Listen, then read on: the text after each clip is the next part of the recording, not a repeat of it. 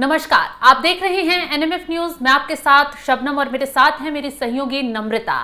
तो यूक्रेन और रूस में कहा जा रहा था कि सीजफायर लागू हो जाएगा, युद्ध विराम यहां पर लग जाएगा, लेकिन ऐसा नहीं हुआ। यूक्रेन ने एक बार फिर हिमाकत की और रूस पर उसे ललकारने के लिए जो एक ब्रिज था, मेन ब्रिज, जिसको लेकर कहा जा रहा था कि रूस ने उस पर कब्जा कर लिया, यूक्रेन उसे छुड़ाने की कोशिश कर रहा था।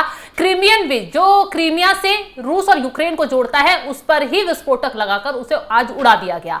इस खबर ने एक बार फिर पुतिन को हिलाकर रख दिया है। अब कहा जा रहा है कि पुतिन अब यूक्रेन में तबाही मचाने और जेलेंस्की को सबक सिखाने के लिए एक सरप्राइज प्लान कर रहे हैं, और जो सरप्राइज अब जेलेंस्की को दिया जाएगा, शायद वो ट्रंप भी उसे झेल नहीं पाएंगे, क्योंकि पुतिन के जब यूक्रेन ने अपने यहां से ड्रोन भेजे, खुफिया तरीके से ड्रोन भेजे गए, उसके बाद उसके एयरक्राफ्ट जो लड़ाकू विमान थे उनको तबाह कर दिया गया, उनके एयरबेस को तबाह कर दिया गया, तो जाहिर सी बात है पुतिन इतनी आसानी से शांत बैठने वाले नहीं है। नम्रता, जिस तरीके से यूक्रेन लगातार हिमाकत कर रहा है, कहा जा रहा है उसको पीछे से नाटो देशों का सपोर्ट मिल रहा है, ट्रंप का सपोर्ट मिल रहा है। उसने फिर से एक तरफ सीज फायर के लिए बातचीत कर रहा था कि शांति बनी रहे, कोई बदला ना लिया जाए, और दूसरी तरफ उसने फिर से 1100 किलो का विस्फोटक फोड़ दिया इस ब्रिज पर। बिल्कुल, क्रीमिया और रूस ये बहुत इंपॉर्टेंट है, क्योंकि 2014 में रशिया ने ही ये कह लीजिए आक्रमण करके ये एरिया कब्जा किया था। उसके बाद इस पुल का निर्माण कराया था, और इस वक्त जब रूस यूक्रेन पर हमला करने की कोशिश बार बार कर रहा था, हालांकि वो अलग बात है कि यूक्रेन की तरफ से जो बैकफायर मिला है इस बार, सोचिए 4 एयरबेस को उड़ाया गया, उसमें 40 विमान पूरी तरीके से तबाह कर दिए गए।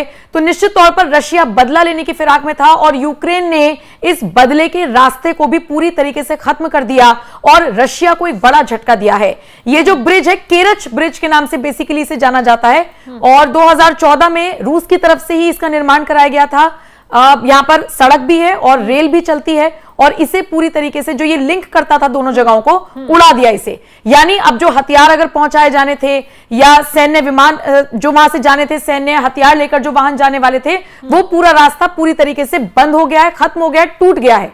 तो यूक्रेन ने एक तो अपने आप को सेव कर लिया है, और दूसरी बात, रशिया को एक बार फिर से जवाब देने की कोशिश की है, क्योंकि ये जो पुल था ये रशिया के लिए बहुत मायने रखता था, और ये बताता है यूक्रेन की तरफ से अटैक होना कि हम किसी भी कीमत पर अब रशिया का कोई भी अटैक बर्दाश्त करने की मतलब हम अब नहीं करेंगे। दूसरी बात, जो हथियार है या जो सेना है जो यूक्रेन की तरफ रूस भेज सकता था, वो पूरा जो मेन लिंक था वो ही अब खत्म कर दिया गया है इस ब्रिज को तोड़ने के बाद। क्रीमिया ब्रिज है, क्रीमियन ब्रिज के नाम से भी इसको जाना जाता है। बाकी केरच ब्रिज आप इसे समझिए, इसे तोड़ा गया है, इसे पूरी तरीके से खत्म किया गया है। सबसे बड़ी बात, तीसरी बार हमला किया गया है। यूक्रेन ने पहले भी 2 बार कोशिश की थी, लेकिन उस वक्त उसे सफलता नहीं मिली। और शबनम, सबसे बड़ी बात है जिस तरीके से इसमें ब्लास्ट किया गया ना, आप टेक्नोलॉजी देखिए, पानी के अंदर विस्फोट लगाया गया, 1100 किलो का TNT जो वहां पर फिक्स किया गया, और जिस स्तंभ पर वो पूरा पुल बना हुआ था, पहले वो स्तंभ खराब हुए, और आप इमेजिन कर सकते हैं, आप वो विजुलाइज कर सकते हैं अपने दिमाग में कि कैसे अगर आप स्तंभ तोड़ देंगे, मतलब आप पिलर्स तोड़ देंगे, तो पूरा पुल भरभरा कर गिरा होगा। ये स्थिति रही है इस ब्रिज की, जिसको तोड़ा गया है यूक्रेन की तरफ से। बिल्कुल नम्रता, जाहिर सी बात है यूक्रेन के साथ रूस का काफी वक्त से युद्ध चल रहा है, और इतने बड़े हमले यूक्रेन पहले कभी नहीं कर पाया रूस पर, जबकि रूस बहुत बड़ा देश है और यूक्रेन जो है पिद्दी सा देश है। अगर वहां रूस पलटवार करता है तो यूक्रेन को पता है कि पूरी तबाही मच जाएगी, यूक्रेन पूरी तरह खत्म हो जाएगा, और रूस का जो मकसद है वो कामयाब उसमें हो जाएगा। मतलब जो जमीन वो लेना चाहता है वो पूरी तरह से ले लेगा। हालांकि काफी हद तक रूस ने यूक्रेन की जमीन को अपने हिस्से में ले लिया है, और ये जो ब्रिज था वो उसी हिस्से का था जिस पर रूस ने कब्जा किया, और यूक्रेन ने अब तबाही मचाई है। अब इसके पीछे समझिए क्या गणित सेट बैठ रहा है, क्यों यूक्रेन इतना तानाशाही रवैये पर उतर आया है और वो रूस से नहीं डर रहा है।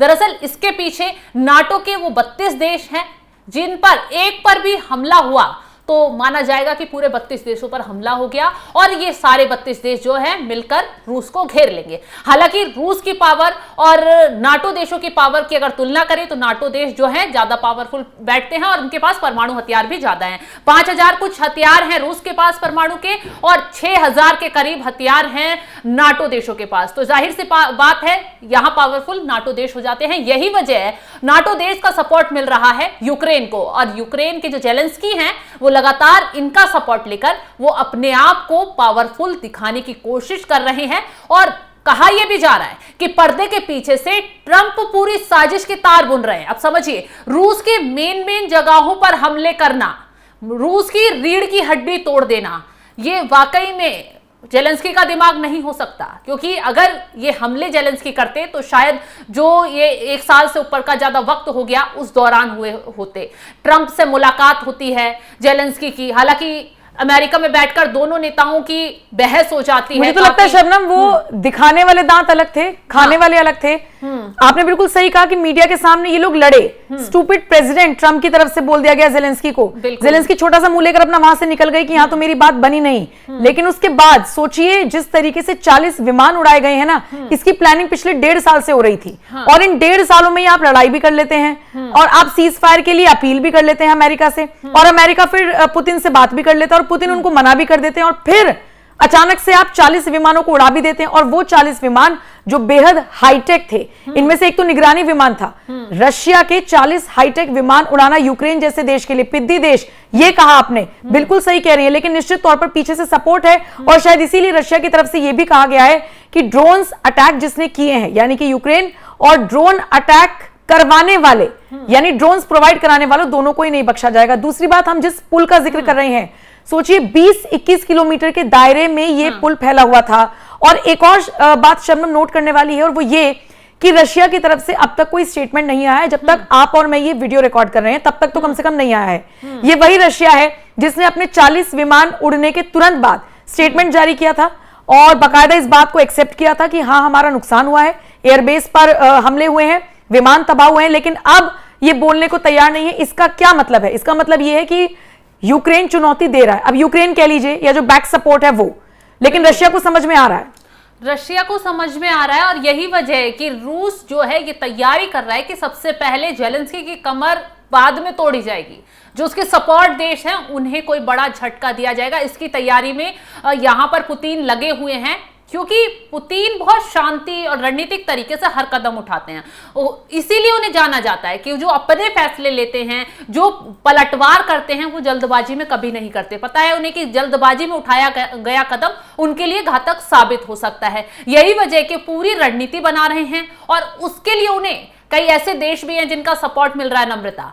और यही वजह कि अंदर खाने आपातकालीन बैठक बुलाई जा रही है, बड़े बड़े अधिकारियों को इकट्ठा किया जा रहा है। तो जेलेंस्की को कहीं ना कहीं खौफ तो दिखाई दे रहा है, लेकिन जिसके दिमाग से वो यहाँ चलने की कोशिश कर रहे हैं। हम जिक्र कर रहे थे जब जेलेंस्की ट्रंप से मुलाकात करने पहुंचे थे तो काफी दोनों नेताओं के बीच बहस हुई। यहाँ पर काफी तीखा वो रवैया देखने के लिए मिला दोनों नेताओं की तरफ से। तब कहा गया कि ट्रंप जो है यूक्रेन के खिलाफ कदम उठा सकते हैं। हालांकि ट्रंप को लगा कि मैं दोनों देशों के बीच सीजफायर करवाऊंगा और चौधरी बन जाऊंगा, जैसे भारत पाकिस्तान के केस में बन रहे थे वो।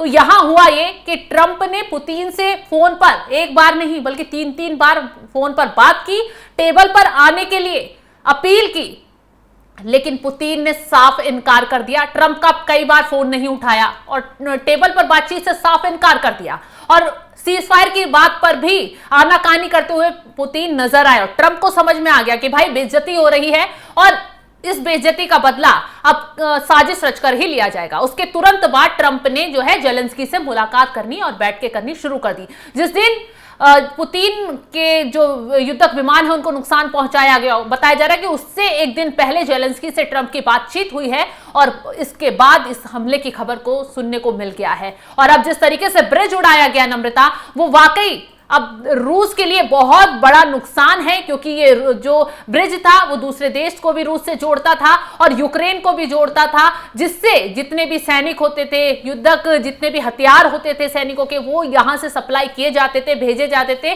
और यूक्रेन पर हमला करना आसान हो जाता था। तो ऐसे में यूक्रेन ने कहीं ना कहीं और बड़ा झटका देने का इस ब्रिज के जरिए रूस को अपना यहां कदम उठाया। हालांकि अब रूस की तरफ से जो पलटवार होगा उसका इंतजार किया जा रहा है कि कैसे वो दुनिया को दहला कर रख देंगे। फिलहाल जो जानकारी हमने आपके साथ साझा की है उसको लेकर आप क्या राय रखते हैं, कमेंट कर जरूर बताएं, और तमाम खबरों की अपडेट के लिए आप हमारे साथ जुड़े रहें। नमस्कार।